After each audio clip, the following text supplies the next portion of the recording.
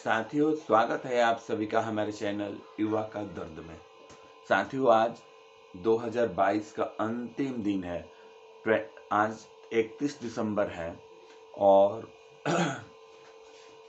ये साल जो है 2022 आशा और उम्मीद में ही ये साल हमारा गुजर गया। जो हमारी आशाएं थी, हमारी उम्मीदें थी कि सरकार हमें नियुक्त करेगी, स्कूल में पहुंचाएगी, वो आशा आशा ही रह गई। हमारा ये सपना पूरा नहीं हुआ। हम लोगों ने पूरा अपना प्रयास किया, क्या क्या सितम नहीं झेले।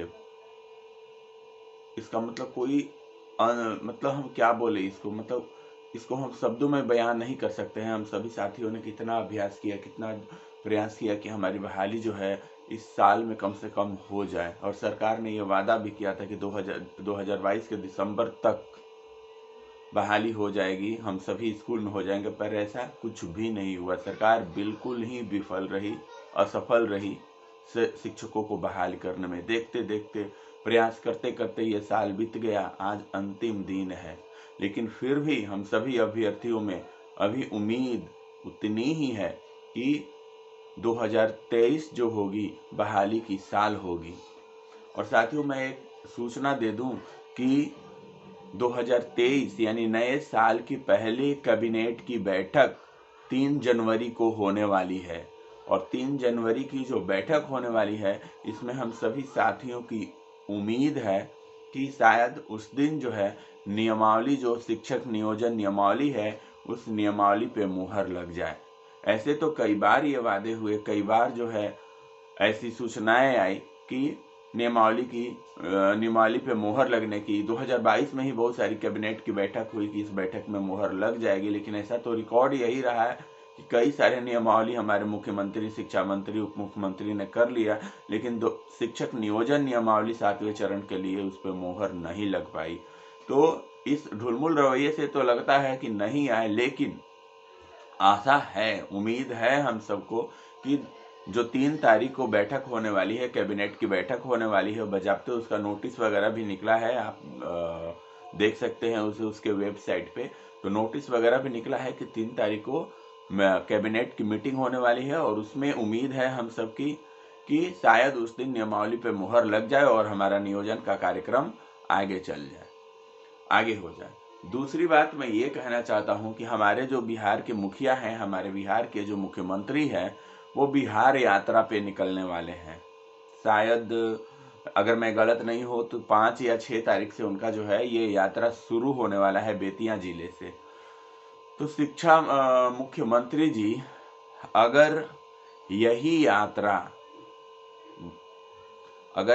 यात्रा आप बिहार यात्रा आप इस मकसद से कभी निकाले होते कि चलिए यात्रा के माध्यम से हम अपने बिहार की जनता की स्थिति को देख लें कि हमारी जनता किस स्थिति में है, रूबरू हो ले उसकी स्थिति से, उसके दर्द से, जख्मों से, युवाओं से थोड़ा रूबरू हो लेते कि हमारी युवाओं की स्थिति क्या है बिहार जैसे राज्य में, उनकी आर्थिक स्थिति क्या है, मानसिक स्थिति क्या है। युवाओं के दुख दर्द को समझने के लिए आप इस यात्रा को कभी निकाले होते तो कितना सुखद होता युवाओं के लिए। लेकिन आपने ऐसा कभी किया नहीं ना। आप तो जब वोट लेने की बारी आती है तो आपको यात्रा सूझता है कि हम जनता के बीच में जाएं और जनता को उलूल जुलूल पाठ पढ़ा करके और किसी प्रकार से उनके वोट को, बहुमूल्य वोट को अपनी झोली में रख ले। कितना दिमाग लगाते हैं मुख्यमंत्री जी। यही दिमाग आप हमारी भलाई के लिए, युवाओं की भलाई के लिए लगाते तो आज ये बिहार हमारा कहां से कहां तक पहुंच गया होता। लेकिन आपने वहां नहीं दिमाग लगाया। आपकी कोई भी यात्रा युवाओं के लिए, युवाओं के हित के लिए नहीं होती। उनको रोजगार देने के लिए कोई आप यात्रा नहीं करते। यात्रा कब करते हैं? जब चुनाव होता है, जब वोट लेने की बारी आती है, तो आप यात्रा आपको याद आती है कि हमें, हमारे बिहार में हमारे लोग हैं, चलिए उनसे वोट हम इकट्ठा कर ले। कितनी आपकी दोहरी मानसिकता है नीतीश जी, कितनी आपकी दोहरी मानसिकता है हमारे मुख्यमंत्री जी। ये मानसिकता आप पता नहीं किस विद्यालय में सीखे हैं कि जब अपनी बारी आए तो यात्रा करे, जब युवाओं को रोजगार देने की बारी आए, जब जनता के बारे में कुछ सोचने की बारी आए, तो आप बिल्कुल मुंह बंद कर ले और बिल्कुल ही आप दिखे नहीं समाज में।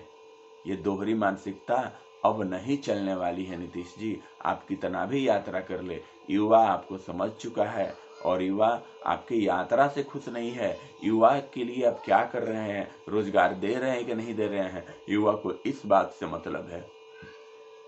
और हमारे कई साथी इनके इस यात्रा को, जिस यात्रा पे ये निकल रहे हैं, हमारे कई साथी जो हमारे सीटेट बीटेट उत्तीर्ण या स्टेट उत्तीर्ण साथी है, इनको अपने अपने जिला में इनसे मिलने जा रहे हैं, क्योंकि इनकी यात्रा है तो हमारी भी तो ये यात्रा है, रोजगार की यात्रा है। अभी हम यात्रा में बीचों अधर में अटके हैं, तो हम भी अपने मुकाम पे हासिल करने के लिए, मुकाम को हासिल करने के लिए हमारे बहुत सारे साथी अपने अपने जिले में जब जब नीतीश कुमार जी इस यात्रा के दरमियान पहुंच रहे हैं तो इसमें इनसे मिलने जा रहे हैं। 7वें चरण शिक्षक नियोजन नियमावली और साथ ही साथ विज्ञापन की बात करने जा रहे हैं कि नीतीश जी आप कब जो है, मुख्यमंत्री जी आप कब हमारे विज्ञापन को देंगे, कब नियोजन नियमावली लाएंगे।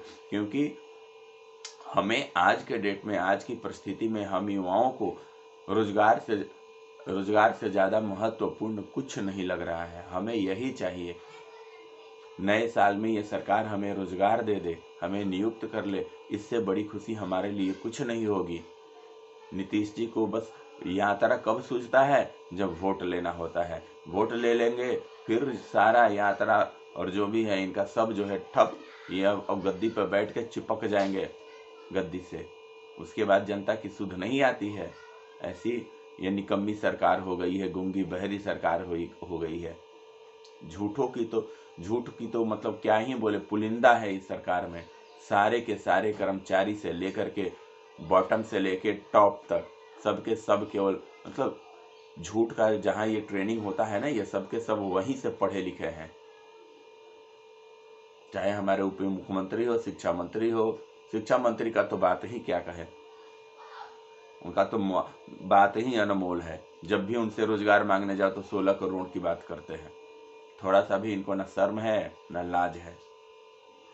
साथियों, यही 2 सूचना हमें देनी थी कि 3 तारीख को हमारी फिर से कैबिनेट बैठक होने वाली है, जिसमें आशा है कि नियमावली पे मुहर लग जाए।